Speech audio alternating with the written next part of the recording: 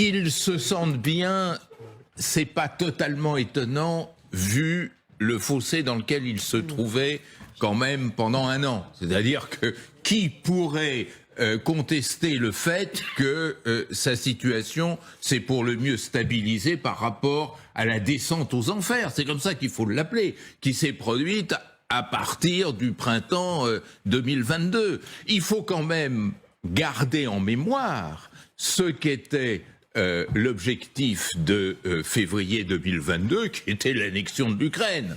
Les choses étaient pratiquement présentées comme ça, que l'une des plus grandes puissances militaires du monde ait été à ce point défiée et à ce point échouée dans son projet, c'est quand même une défaite de la puissance et de la puissance russe qui restera dans les annales et qui durablement frappera l'image de la Russie dans le monde. Alors, à partir de cela, quand même, 3 remarques rapides. La première, c'est qu'effectivement, il y a eu une sorte, je le dis avec beaucoup de guillemets et beaucoup de tristesse, de coup de génie diplomatique de Poutine.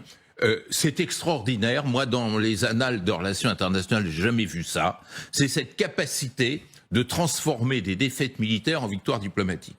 C'est-à-dire d'utiliser sa défaite face à la résistance ukrainienne pour dire face au Sud, voyez, je suis comme vous, victime de l'hégémonisme occidental, et sa défaite lui a permis d'afficher au centre même de l'agenda international le péril que représente l'hégémonie occidentale. Ça a renforcé sa position dans le Sud, ça lui a donné même une sorte de leadership sur les BRICS, sur les émergents, sur le Sud, ça a permis de faire prendre la mayonnaise dans les réunions russo-africaines, et on pourrait ainsi continuer. Ça, c'est un premier élément, et c'est un élément qu'il faut surveiller.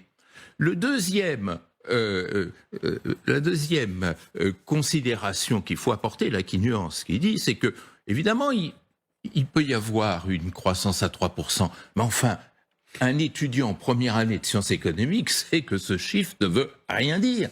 La croissance économique vient agglomérer toute une série d'indicateurs et ne donne pas la photo qualitative de ce qu'est l'économie russe. L'économie russe a été quand même frappée et par les sanctions et par la guerre. Elle a dû se transformer en économie de guerre. Et quand vous vous transformez en économie de guerre, c'est la consommation qui trinque, si je puis m'exprimer ainsi. Et c'est tout un tas de secteurs, notamment le secteur de l'innovation technologique, qui se trouve mis en péril dès lors que ça ne touche pas directement à la guerre. C'est vrai, mais l'économie russe ne s'est pas effondrée comme certains le prédisaient. Enfin, certains qui, j'aimerais... C'était Bruno Le Maire, justement, notre ministre de l'économie, qui voulait mettre l'économie russe... Personne ne le sait. Le troisième élément, quand même, qu'il faut mettre en évidence, et ça, moi, je ne sais pas répondre à cette question, mais je sais la reformuler en termes interrogatifs. C'est qui va profiter du temps? Et surtout, qui saura être le maître des dynamiques sociales, des dynamiques d'opinion? C'est vrai qu'il y a des signes inquiétants d'essoufflement de l'opinion publique en Ukraine. On en a, c'est connu, c'est répertorié. Et on en reparlera. Mais il y a aussi des signes d'essoufflement, d'épuisement de l'opinion publique en Russie et de la société russe. C'est vrai, et c'est très inquiétant, il y a des signes de refroidissement de l'énergie américaine dans sa volonté de soutenir l'Ukraine. C'est exact. Et si ça se confirme, ça aura un effet aussi sur les opinions occidentales et donc européennes occidentales et donc sur les gouvernements européens occidentaux. Mais jusqu'à quand Monsieur Poutine peut véritablement tenir tout son système jusqu'à en faire une victoire? La victoire, il ne l'aura pas de toute façon puisqu'il a déjà eu la défaite. La victoire, et celle-ci m'inquiète, c'est effectivement figer, geler la ligne de front telle qu'elle est actuellement pour en faire la nouvelle frontière Alors, vous savez, comme toujours, ça sera jamais reconnu par personne. Oui. Comme Chypre Nord n'a jamais été reconnu par personne. Comme la Crimée entre 2014 et aujourd'hui n'a jamais été reconnue par personne. Comme l'Abkhazie, comme le Kosovo, comme quantité de scissions qui sont apparues. Mais il y a un risque, effectivement, que de facto, qui est maintenant le concept clé en droit international, de facto, ces territoires appartiennent à la Russie. Si c'est ça qui le rend joyeux et qui lui donne envie d'écrire des romans d'amour, bah, ça prouve que finalement, et ça c'est une découverte, c'est un monsieur modeste. Oh mon Dieu. Colonel Pierre de Jong, votre analyse? Il y a un point très important, c'est la guerre en Israël, qui est quand même la cerise sur le gâteau, et qui, pour lui, c'est le bonheur total. Pourquoi? Parce que jusqu'au 7 octobre, on ne parlait que de l'Ukraine, que la problématique ukrainienne et russe, et depuis le 7 octobre, eh ben, en fait, l'Ukraine a littéralement disparu des radars. Alors, à des nuances près, bien évidemment, mais pour lui, c'est le bonheur total. J'imagine que, encore une fois, je veux dire que non seulement ça a disparu du radar, mais en plus, on a des problèmes, enfin, les Européens, en tout cas les pays de l'OTAN, ont des problématiques d'approvisionnement en munitions et en armement, et donc aujourd'hui, Israël va en demander. Donc, si vous voulez, la manne financière et matérielle, si vous voulez, de l'Europe de façon générale, elle va se diviser par deux, structurellement. On avait déjà du mal pour approvisionner que l'Ukraine. Là, en plus, il y a Israël et tout le reste. Donc, on voit bien que tout ça, ça va diviser, et tout ce qui divise favorise Poutine. Donc, pour lui, encore une fois, les planètes sont plutôt bien alignées. Il y a un dernier point, c'est l'opinion publique russe, qui aujourd'hui, elle est plutôt confortable. Enfin, moi, ce que j'en entends, ça se passe plutôt bien. Le système fonctionne bien, la désinformation fonctionne correctement. Donc tout ça, c'est plutôt nominal, comme on dit. Encore une fois, je veux dire que cette guerre, elle rapporte fondamentalement à Poutine. Il sort d'une espèce de ghetto un peu bizarre dans lequel il était reçu par tout le monde, un peu maltraité. Là, pour le coup, il était totalement maltraité, mais il est plutôt bien perçu dans son pays. Donc pour lui, je pense que ces deux facteurs intérieurs et extérieurs, je ne traite pas le centre, parce que ça a été fait par le professeur de façon brillante et remarquable comme d'habitude, mais c'est vrai que cette guerre en Israël est pour lui un bon moment. Renaud Girard. Alors, je voudrais juste corriger un élément factuel qu'a dit Bertrand Badi.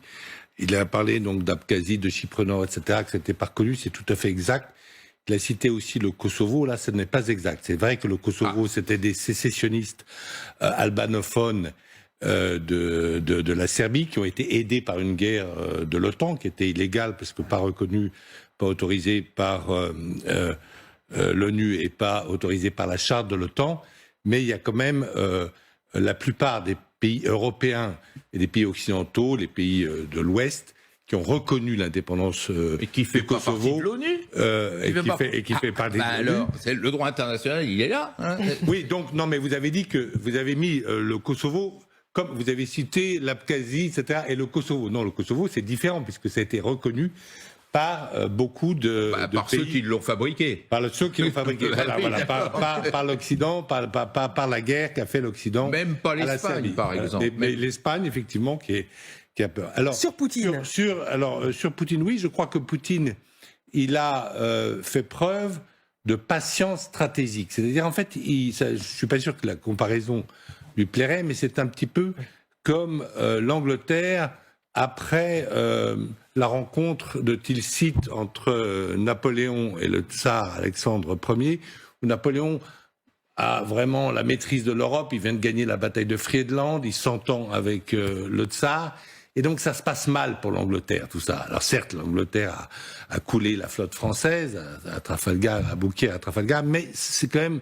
Et là, les Anglais décident d'attendre une bonne nouvelle. Et la bonne nouvelle, ça a été effectivement la guerre d'Espagne, commencée en 1809 par Napoléon, et ensuite les sottises, les erreurs stratégiques de Napoléon ont fait le bonheur de la Russie. Et là, je crois que il s'y attendait pas en fait à cette guerre au Proche-Orient.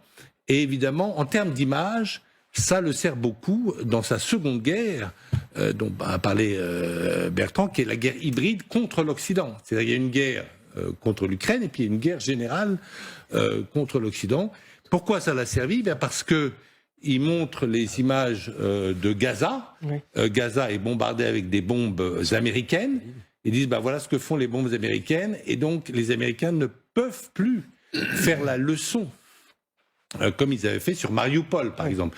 Ils disent Gaza, ça ressemble beaucoup à Mariupol, même si évidemment les circonstances sont totalement différentes et les causes sont totalement différentes dans ces conflits, mais c'est un langage qui est tout à fait reçu par les pays du Sud global, c'est-à-dire qui accuse l'Occident d'avoir deux poids, deux mesures, notamment dans ces sanctions internationales.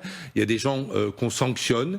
On a sanctionné les Serbes, par exemple, dès 1992. On ne sanctionne jamais Israël, même quoi que fasse Israël. Ouais. Et ça, c'est un langage qui porte non seulement dans tous les pays arabes et au Moyen-Orient, mais qui porte aussi dans tous les pays africains et même en Amérique latine, puisqu'on a vu, et même, je dirais, en Europe, puisqu'on a vu le nouveau gouvernement Sanchez qui a pris une position extrêmement ferme contre Israël, et le gouvernement irlandais également.